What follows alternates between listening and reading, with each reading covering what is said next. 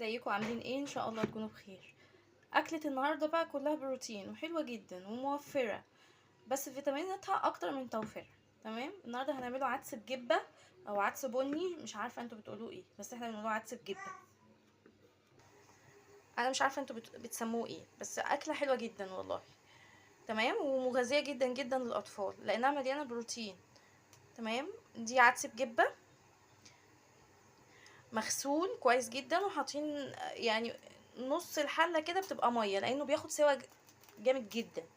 تمام، ونجيب بصلايه ونفرمها كده ونحط عليها سمنه، وفي الخلاط عندك نحط باقي البصله، يعني هي دي احنا خدنا بس نص بصلايه، نقليها كده مع السمنه، وبقيه البصلايه هي نص البصلايه التانية مع الطماطم، بسم الله، ومع بصي 4 فصوص توم. بصوا التوم اهو، ونخلطوه في الخلاط ونرجع نشوف هنعمل ايه. اهو ضربنا بقيه المكونات كلها اهو، طماطم مع البصل مع الثوم، وحطوا كله على بعض. تمام، ونتبله بقى اهو. حطيت كمون، وهو كمون ياما، يعني الاكله دي بتحب الكمون الياما قوي. تمام، وحطي بقى الملح بتاعك حسب الرغبه، بسم الله. والطماطم طبعا هي دلوقتي الطماطم مش حمرا قوي، هنستخدم بقى ايه، كيس صلصه. معلش انا مش بفضلها قوي، بس انا ايه مضطره. قلبي بقى الكلام ده كله مع بعض، بسم الله، ونشوف البصله كده، هي بس عايزينها تحمر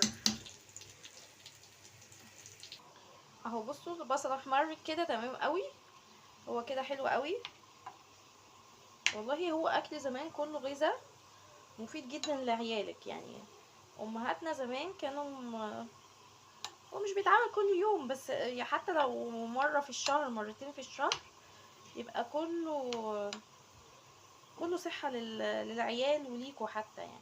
هو كده تمام قوي، احمرت كده، نطفي، بسم الله، وحطي كل ده بقى، بسم الله اهو. قلبي بقى الكلام ده كله كده مع بعض، بسم الله الرحمن الرحيم، وسيبيها بقى لما يستوي خالص ويتسبك خالص خالص يعني هو بياخد سوا كتير كتير قوي، بس هي كده تعتبر الاكله كده خلصت. بس تسيبيها بقى لما تتسبك خالص خالص خالص، ولما تخلص هوريها لكم، والف هنا وشفا. اهو ده الشكل النهائي بتاعها، بصوا اتسبكت ازاي، خطيره. استنى نحط حبه كده في طبق، حطيت حبه في طبق، بسم الله. والله حلوه قوي، وحياة ربنا تحفه تحفه، خطيره. لو عجبكم الفيديو متنسوش تعملوا اشتراك للقناه عشان يوصلكم كل جديد، والف هنا وشفا.